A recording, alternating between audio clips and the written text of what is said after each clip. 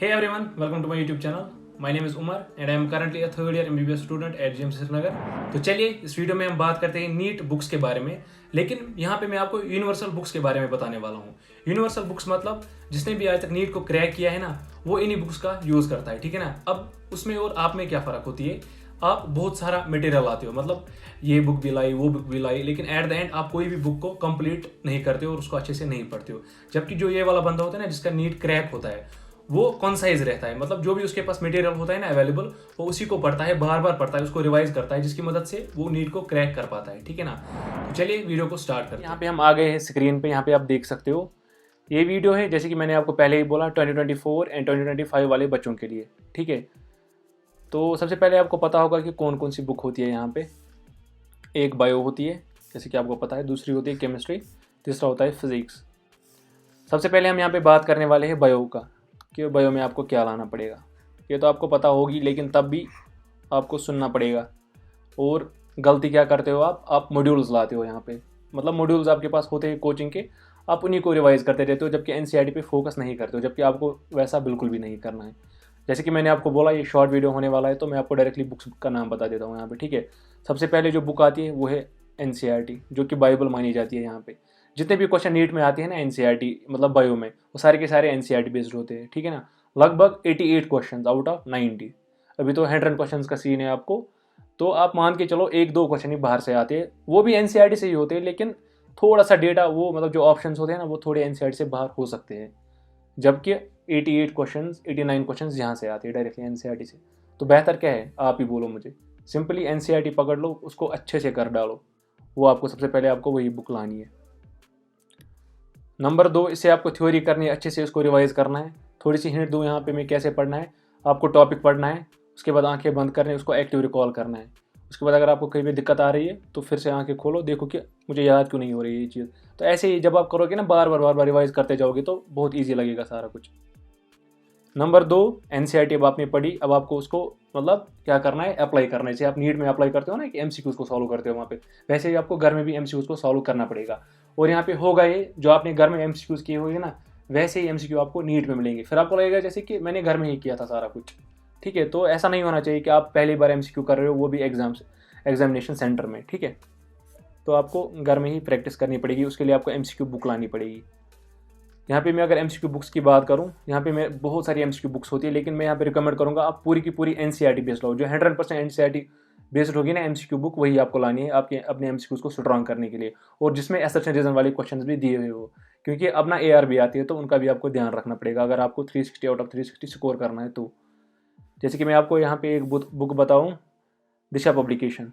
दिशा publication की एक book आती है, एक सेकंड अगर मेरे पास होगी ना, बुक है मेरे पास, वो मैं आपको दिखाऊंगा, तो वो स्क्रीन पे भी आपको दिख रही होगी। ये बुक आपको लानी पड़ेगी, या अगर आपके पास है तो ठीक है, या अगर नहीं है तो मैं नीचे यहाँ पे डिस्क्रिप्शन में आपको लिंक दे दूंगा, वहाँ से आप परचेज कर सकते हो, या आप खुद भी अमेजोन से देख सकते हो, या अगर कोई आपके पास ऑफलाइन बुक शॉप है तो वहाँ से भी आप देख सकते हो, ठीक है। ऐसे ही बायोनीट, या अगर आपके पास है फिर तो ठीक है, वो भी चलेगी, ठीक है। बायोनीट भी एक आती है, ये भी पूरी की पूरी एनसीईआरटी बेस्ड होती है, लेकिन ध्यान रखना यहाँ पे असर्शन रीजन वाले क्वेश्चन आपको करने ही करने पड़ेंगे अब, क्योंकि अब आते हैं। ऐसे ही यहाँ पे मैं बात करूँ एमटीजी फिंगर टिप्स, अगर आपके पास है तो ठीक है, भी चलेगी। डॉक्टर एली आप अगर आपके पास, ये मैं आपको रिकमेंड करूँगा तब अगर आप अभी आप 11th में हो, ठीक है, क्योंकि ये थोड़ी सी लेंथी होती है।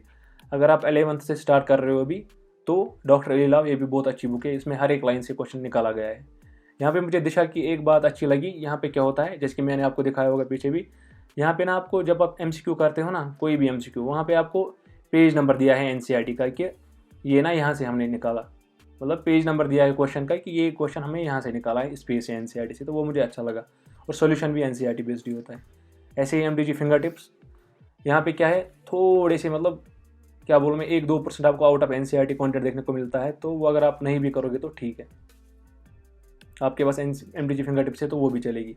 ऐसे ही डॉक्टर अली, जैसे कि मैंने बोला 11th में अगर पढ़ रहे हो तो वहाँ से कर रहे हो तो ठीक है, या कोई भी आपके पास बुक है, लेकिन ध्यान रखना एनसीईआरटी बेस्ड होनी चाहिए, तभी वो ठीक है। अब इन सारी बुक्स के बाद मैं आपको यहाँ पे बता दूँ, आपको करने हैं पीवाईक्यूज। पीवाईक्यूज बहुत ज़्यादा इंपॉर्टेंट होता है यहाँ पे, क्योंकि आपने देखा होगा बहुत सारे पीवाईक्यूज ना एज इट इज़ रिपीट होते हैं।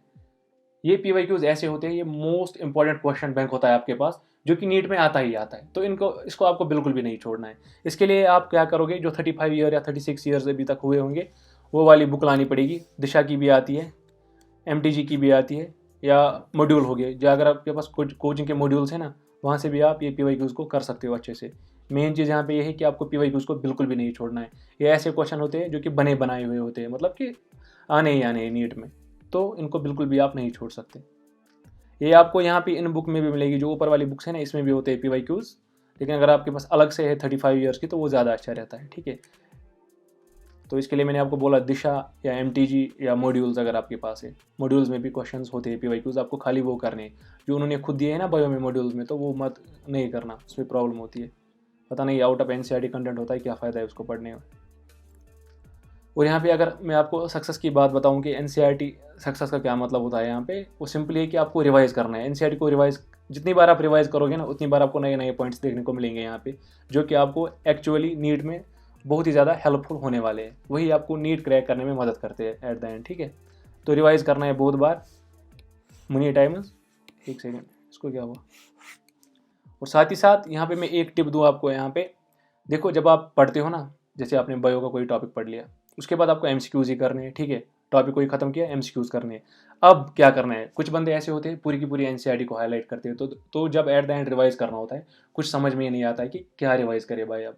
तो इसलिए मैं यहाँ पे आपको पहले ही टिप दूँ, आपको हाईलाइट खाली वो वाली चीज़ें करनी है जो कि आपने रॉन्ग किए थे, जो पॉइंट्स आपने रॉन्ग किए थे ना। जैसे कि आपने कोई MCQ किया, आपने 10 MCQ किए, 2 MCQ आपसे नहीं बने, तो आपको सिंपली क्या करना है, उन्हीं 2 MCQ को एक तो बुक पे मार्क करना है उस ऑब्जेक्टिव बुक से, और साथ ही साथ आपको NCERT पे जाना है, वहाँ पे मार्क करना है। ऐसे आपको हाईलाइट करना होता है, ना कि सारी की सारी NCERT को आपको कर देना है हाईलाइट, ठीक है। तो ये एक अच्छी खासी टिप है, इससे ना एट द एंड आप बहुत आसानी से वो वाले पॉइंट्स को रिवाइज कर पाते हो जो कि आपसे नहीं बन रहे थे पहली बार, जो कि आप भूल रहे थे। तो ऐसे आपको करना है। तो अगर आप इतना करोगे ना कि NCERT को पढ़ोगे, ऑब्जेक्टिव करोगे, एक बुक आपको यहाँ से लानी पड़ेगी, ऑब्जेक्टिव बुक NCERT बेस्ड, और साथ ही साथ आप PYQs करोगे, तो ये मोर देन एनफ होता है, ठीक है ना। इसकी मदद से आप आराम से 360 आउट ऑफ 360 स्कोर कर सकोगे। लेकिन अगर आप NCERT बेस्ड डेटा, मतलब ये चीज़ें करोगे तो। और हाँ, आगे जाने से पहले मैं आपको इंट्रोड्यूस कराता हूँ मेमोनीट ऐप के साथ, जो कि NCERT को लाइन बाय लाइन कवर करता है। और साथ ही साथ यहाँ पे आपको बहुत तरीके के क्वेश्चन फॉर्मेट्स देखने को मिलते हैं, जिसकी मदद से आपकी नीट जर्नी वो बहुत ही आसान होती है। जैसे कि मैं आपको बता दूं, यहाँ पे आपको MCQ, jumble words, drag and drop, assertion reason type के क्वेश्चन देखने को मिलते हैं। तो चलिए मैं आपको ऐप का थोड़ा सा ओवरव्यू दिखाता हूँ। अगर हम यहाँ पे देखेंगे कि नीट 2023 में कितने क्वेश्चन इस ऐप से डायरेक्टली पूछे गए थे, तो वो मैं आपको यहाँ पे बता दूँ। बायो में 100 आउट ऑफ 100, केमिस्ट्री में 48 आउट ऑफ 50 एंड फिजिक्स में 45 आउट ऑफ 50 क्वेश्चंस डायरेक्टली इसी ऐप से पूछे गए थे। अगर आपको इसका प्रूफ देखना है, वो आप ऐप में भी देख सकते हो, और साथ ही साथ मैं आपको यहाँ पे डिस्क्रिप्शन में लिंक दे दूंगा, वहाँ से भी आप चेकआउट कर सकते हो। मेमोनीट में आपको almost 3000 plus assertion reasoning and multiple statement question देखने को मिलेंगे इन बायोलॉजी, और इनका पैटर्न एक्जैक्टली सेम होता है जैसे कि आपने नीट 2023 पेपर में देखा था।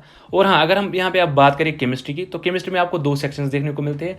Number 1 for physical chemistry formulas and number 2 for organic नेमिड reaction. यहाँ पे हर एक फार्मूला को उठाया गया है और इसको डिवाइड किया गया है into 3 type of question. Number 1 flash card type, number 2 match the elements and number 3 jumbled words questions. इसकी मदद से ना आपकी जो फार्मूला है ना वो बहुत आसानी से याद होती है। और इसी तरीके का सेक्शन आपको देखने को मिलेगा यहाँ पे फिजिक्स के लिए भी, ठीक है ना। तो अगर हम यहाँ पे आप फिजिक्स की बात करें, तो फिजिक्स में आपको यहाँ पे वीडियो लेक्चर देखने को मिलेंगे। जितने भी इंपॉर्टेंट टॉपिक्स होते हैं नीट में, उन पे आपको यहाँ पे वीडियो लेक्चर देखने को मिलेंगे। और साथ ही साथ अगर हम बात करें यहाँ पे PYQs की, तो यहाँ पे आपको 30 ईयर्स PYQs देखने को मिलेंगे, जिनका आपको वीडियो सोल्यूशन भी यहाँ पे देखने को मिलेगा। उसके बाद वीडियो देखने के बाद यहाँ पे आपको सिमिलर तरीके के PYQ जैसे ही क्वेश्चन देखने को मिलेंगे, जिनको आप सॉल्व करोगे, ठीक है ना। इसकी मदद से होगा ये, आपका जो रिकॉल मेथड है वो स्ट्रॉन्ग होगा, ठीक है। और साथ ही साथ अगर हम यहाँ पे बात करेंगे टेस्ट सीरीज की, तो यहाँ पे आपको टेस्ट सीरीज भी अवेलेबल देखने को मिलेगी, जो कि 100% NCERT बेस्ड होती है। यहाँ पे आप सब्जेक्ट वाइज भी देख सकते हो ये, या यूनिट वाइज भी देख सकते हो, या अगर आपकी मर्जी हो फुल लेंथ देने की, तो वो भी आप यहाँ पे देख सकते हो। तो चलिए, अगर आप इस ऐप को यूज़ करना चाहते हो अपनी नीट जर्नी को आसान करने के लिए, तो आप नीचे डिस्क्रिप्शन में जा सकते हो, वहाँ से इस ऐप को आप डाउनलोड कर सकते हो। और साथ ही साथ आप मेरा कोड उमर 300 यूज़ कर सकते हो, जिसकी मदद से आपको एक्स्ट्रा 300 ऑफ मिलेगा। तो चलिए सेकंड हम बात करते हैं यहाँ पे केमिस्ट्री के बारे में, कि केमिस्ट्री में आपको कौन कौन सी बुक्स लानी पड़ेगी। सबसे पहले मैं अगर बता दूँ, यहाँ पे जो मोस्ट इंपॉर्टेंट बुक यहाँ पे रहती है आपके कंसेप्ट को स्ट्रॉन्ग करने के लिए, वो है NCERT।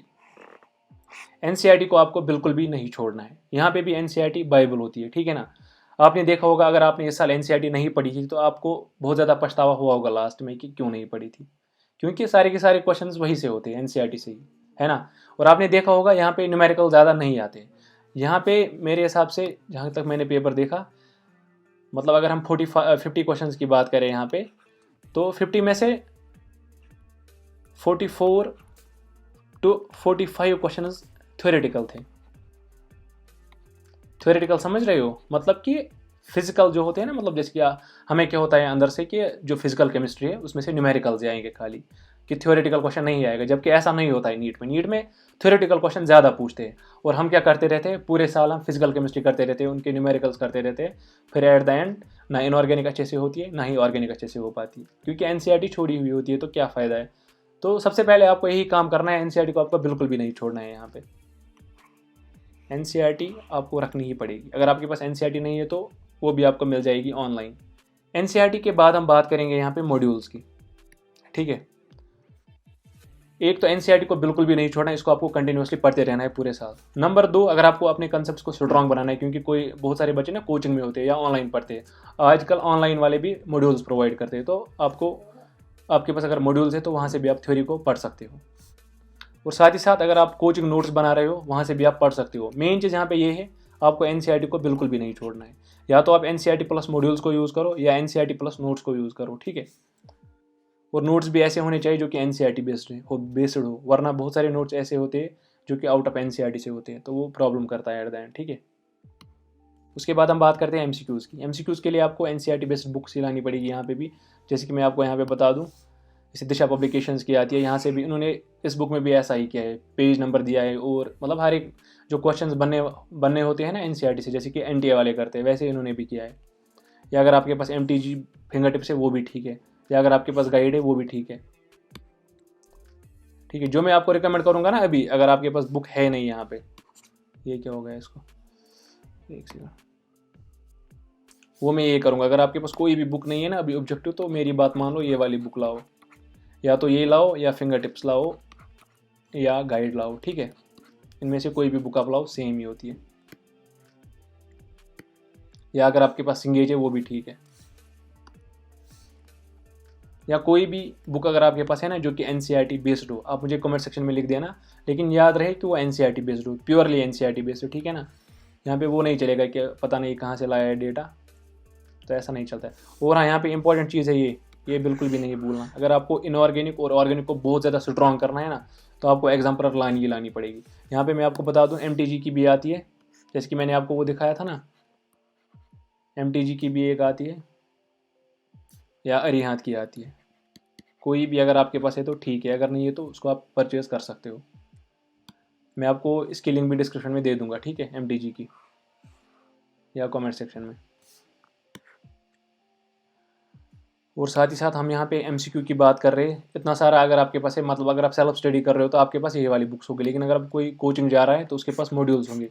तो आकाश का मॉड्यूल भी बहुत अच्छा है यहाँ पे, एलन का भी ठीक है, पीडब्ल्यू वालों का भी ठीक है, और मोशन वालों का भी ठीक है। मेन चीज़ यहाँ पे यही, क्योंकि ये सारे के सारे एनसीईआरटी बेस्ड मॉड्यूल्स ही प्रोवाइड करते हैं ना, तो वो ठीक रहता है। लेकिन थ्योरी के लिए मैं फिर से बता दूँ, एनसीईआरटी को बिल्कुल भी नहीं छोड़ना, एनसीईआरटी बहुत ज़्यादा इंपॉर्टेंट है यहाँ पे, ठीक है। तब जाके ये आपको यहाँ पे ना 180 आउट ऑफ 180 बनेगा। तो चलिए, केमिस्ट्री के बाद हम बात करते हैं यहाँ पे फिजिक्स के बारे में। फिजिक्स एक ऐसा सब्जेक्ट होता है जिसका फोबिया होता है नीट वाले बच्चों को, जैसे कि आपने देखा होगा। देखो, मैं आपको थोड़ा सा यहाँ पे बता दूँ, मैंने बहुत सारे बंदे ऐसे देखे हैं आज तक जिसकी बायो बहुत स्ट्रॉन्ग थी, केमिस्ट्री बहुत स्ट्रॉन्ग थी, लेकिन फिजिक्स क्या थी, पूरी की पूरी ज़ीरो। मैंने ऐसा देखा है कसम से कि बायो में स्कोर आ रहा है 360, केमिस्ट्री में आ रहा है 150 प्लस, लेकिन फिजिक्स में क्या हो रहा है, नेगेटिव। और उसकी वजह से क्या होता है, सारी की सारी मेहनत बेकार जाती है ना, मतलब ड्रॉप कर लेना पड़ता है फिर, क्योंकि जो इतना स्कोर आता है उसमें सिलेक्शन हो ही नहीं पाती। तो इसका मतलब ये है कि फिजिक्स को आप नहीं छोड़ सकते, उसको आप इग्नोर नहीं कर सकते। मुझे पता है आपको बायो में मज़ा आता होगा, केमिस्ट्री में मज़ा आता होगा, लेकिन फिजिक्स में क्या हो रहा है कि डर सा लग रहा है। लेकिन मैं आपको यहाँ पे एक चीज़ बता दूँ, अपना एक चीज़ बता दूँ, मैंने एक बार टेस्ट दिया था, पहला टेस्ट था मेरी लाइफ का फिजिक्स का, मुझे आया था -6 आउट ऑफ 60। लेकिन एट द एंड मेरे नीट में कितने आए थे, 130 प्लस आए थे मेरे इसमें, 130 कुछ आए थे, लेकिन आए थे, ठीक है, फिजिक्स में, तब जाके सिलेक्शन पॉसिबल हुई। तो ऐसे ही आपको भी करना है, आपको फिजिक्स से बिल्कुल भी नहीं डरना है। आपको फिजिक्स को पढ़ना पड़ेगा। अगर आपको देखना है कि फिजिक्स को कैसे पढ़ना है तो मैंने बहुत सारी वीडियोज इस पर ऑलरेडी बना रखे हैं, आप वो देख सकते हो। पहले हम बुक्स की बात करेंगे, फिर मैं आपको थोड़ी सी टिप दूँ यहाँ पे। सबसे पहले एनसीईआरटी को आपको नहीं छोड़ना है इसमें भी। अगर आपको 180 आउट ऑफ 180 आपका टारगेट है फिजिक्स में, तो आपको एनसीईआरटी को बिल्कुल भी नहीं छोड़ना है, क्योंकि आपने देखा होगा यहाँ पे असर्शन रीजन वाले क्वेश्चन सारे के सारे एनसीईआरटी बेस्ड होते हैं। और साथ ही साथ जो एमसीक्यूज होते हैं ना, जैसे कि आपने देखा होगा बहुत सारे थ्योरेटिकल क्वेश्चन होते हैं यहाँ पे फिजिक्स में, वो सारे के सारे एनसीईआरटी से होते हैं, ठीक है। तो उनको आपको बिल्कुल भी नहीं छोड़ना है। एटलीस्ट मैं आपको रिकमेंड करूँगा कि एक बार तो पढ़ लो, एनसीईआरटी को एक बार पढ़ लो, उसके बाद हाईलाइट करो जो भी आपको लग रहा है ना कि क्वेश्चन में आ सकता है, उसको आप हाईलाइट करो और एट द एंड आप खाली उसको रिवाइज करो यहाँ पे एनसीईआरटी से, ठीक है। तो ये हुई एनसीईआरटी की बात। नंबर 2 जो यहाँ पे इंपॉर्टेंट है वो है मॉड्यूल्स। अगर कोई कोचिंग में है तो उसके पास मॉड्यूल्स होंगे, आकाश, एलन, पीडब्ल्यू या कोई स्टेट कोचिंग आपकी अच्छी है उससे, या मोशन आप देख सकते हो, जैसे इसमें ना ये मोशन एनवी सर की है। तो अगर आपके पास इनके मॉड्यूल्स है वो भी बहुत अच्छे होते हैं, ठीक है ना। मेन चीज़ ये है कि आपके मॉड्यूल्स का ना सोल्यूशन भी होना चाहिए। अगर आप आकाश में पढ़ते हो तो वो देते हैं, इसका सोल्यूशन देते हैं वो ऑनलाइन, लेकिन क्योंकि आप बहुत सारे क्वेश्चंस में अटकोगे और उनका आपको सोल्यूशन देखना, उनका ना आपको सोल्यूशन देखना पड़ेगा। वो आपको तभी मिलेगा जब आप आकाश में पढ़ते हो या एलन में पढ़ते हो, या अगर आपको ऑनलाइन में मिल रहा है कोई, जैसे कि डाउट नेट ऐप है या बहुत सारी ऐप्स होती है जो कि डाउट्स को क्लियर करते हैं। मेन चीज़ ये है कि आपको किसी भी क्वेश्चन को मतलब ऐसे ही नहीं रखना है कि बस नहीं आया तो क्रॉस करोगे, बोलोगे ये हम नहीं करेंगे। आपको सारे के सारे क्वेश्चन करने पड़ेंगे मॉड्यूल से। जबकि जो अब वो बुक्स होती है ना ऑब्जेक्टिव बुक्स, उनमें आपको सोल्यूशन भी मिलता है अगर आप सेल्फ स्टडी करते हो तो। जबकि कोचिंग में आप क्या करते हो, टीचर से भी पूछ सकते हो। या अगर आपके पास एमटीजी है ना, एमटीजी का नीट गाइड आता है, वो भी सही बुक है, वो भी आप ला सकते हो, या फिंगर टिप्स है। देखो इन सब में से ना बस एक बुक लानी है, ठीक है ना। अगर आप कोचिंग कर रहे हो तो मैं आपको रिकमेंड करूँगी कि मॉड्यूल्स करो। मॉड्यूल्स और एनसीईआरटी मोर देन एनफ होती है और वहाँ के नोट्स। लेकिन अगर आप कोचिंग नहीं कर रहे हो तो आपको मैं बताऊँगा एनसीईआरटी या ये वाली बुक लाओ। एनसीईआरटी तो पढ़नी ही पढ़नी, और साथ साथ आपको एमटीजी लानी पड़ेगी, या तो नीट गाइड या फिंगर टिप्स। या अगर आप अगर किसी की फिजिक्स थोड़ी सी क्या लग रहा है कि थोड़ी सी वीक है, मतलब कंसेप्ट समझ में नहीं आ रहा है अच्छे से बाकी बुक से, तो वो एस सी वर्मा भी रेफ़र कर सकता है। लेकिन आपको इसको वो वाली बुक नहीं बनाना है कि कंटिन्यूसली फ्री ही पढ़ोगे। एक रेफरेंस से सिंपली कोई कंसेप्ट समझ नहीं आ रहा है, यहाँ से आप अच्छे से समझ सकते हो। साथ ही साथ मैं आपको यहाँ पे बेस्ट बुक एक बता दूँ जिसने मेरी बहुत हेल्प की है मेरी नीट जर्नी में, वो है डीसी पांडे। मुझे फिजिक्स बिल्कुल भी नहीं आ रही थी, फिर मैंने ये वाली बुक यूज़ की, डीसी पांडे। इसमें क्या होता है कि थ्योरी दी हुई होती है पहले, उसके बाद उसके रिलेटेड एमसीक्यूज, उसके बाद एक्सरसाइज, तो उससे ना फिजिक्स स्ट्रांग होती है। क्योंकि कोई टॉपिक पढ़ा, उसके रिलेटेड फार्मूला है, उसके बाद उसी के रिलेटेड आपको क्वेश्चंस भी है, तो प्रैक्टिस अच्छी खासी होती है। अगर आप 11th में हो तो ये बुक आप ला सकते हो। ऐसे ही दिशा पब्लिकेशन की भी एक बुक आती है, वो आप ला सकते हो। या एररलेस ना बहुत सारे टॉपर से मैंने सुना है कि एररलेस बहुत अच्छी बुक है, क्योंकि इसमें ना बहुत सारे क्वेश्चन होते हैं, तो ये आप यहाँ पे ला सकते हो। और हाँ, एक टिप मैं आपको यहाँ पे दूँ, आपको फार्मूला डायरेक्टली नहीं रटनी है, बिल्कुल भी नहीं रटना है डायरेक्टली फार्मूले। उससे ना आपको फिजिक्स से मतलब क्या नफरत होगी, फिर पढ़ ही नहीं पाओगे कभी फिजिक्स को। तो बेहतर है कंसेप्ट क्लैरिटी पे ध्यान दो। सिंपली आप कोई टॉपिक पढ़ रहे हो, समझ नहीं आ रहा है, अपने टीचर से पढ़ो, टीचर मतलब यूट्यूब से पढ़ो, वहाँ से भी समझ नहीं आ रहा है तो अपने दोस्त से पढ़ो जिसको वो टॉपिक समझ आया हो। तो ऐसे आपको फिजिक्स स्ट्रॉन्ग करनी है, क्योंकि कंसेप्ट यहाँ पे ऐसा चीज़ होता है जो कि आपको मदद करेगा आपके एमसीक्यूज को सॉल्व करने में। और हाँ, डेरिवेशंस जो होती है ना जो आप इग्नोर करते हो, वो आपको बिल्कुल भी इग्नोर नहीं करनी, उन पे आपको बहुत ज़्यादा ध्यान देना है। एट द एंड में यहाँ पे बताओ तो ये सारी की सारी स्टैंडर्ड बुक्स है। ये बुक्स वो वाले बंदे यूज़ करते हैं जिसको नीट क्रैक करना होता है, वरना कुछ बंदे ऐसे होते हैं जो पता नहीं कौन सा मटेरियल यूज़ करते हैं, जैसे उनको पीएचडी करनी होती है वैसे लेवल के क्वेश्चंस करते हैं, तो उससे फिर एट द एंड घाटा ही होता है। तो अब लास्ट चीज़ मैं आपको यहाँ पे बता दूँ, इस वीडियो को लाइक करो अगर आपको इस वीडियो से हेल्प मिली हो तो इसको शेयर करो अपने दोस्तों के साथ जिसको इसकी ज़रूरत होगी, और साथ ही साथ चैनल को सब्सक्राइब करो, ठीक है। क्योंकि मैं बहुत सारा कंटेंट लाने वाला हूँ अब इस चैनल पे नीट 2024 के रिलेटेड, या जितने भी मतलब है ना 11th 12th या नीट कोई पढ़ रहा है 2024 के लिए, 2025 के लिए, या आगे भी मैं कंटिन्यूसली वीडियो बनाने वाला हूँ अभी, ठीक है। और हाँ, कमेंट करो अगर आप कोई प्रॉब्लम फेस कर रहे हो यहाँ पे। बस इस वीडियो को यहीं पे करते हैं एंड थैंक यू, और स्माइल करते रहो।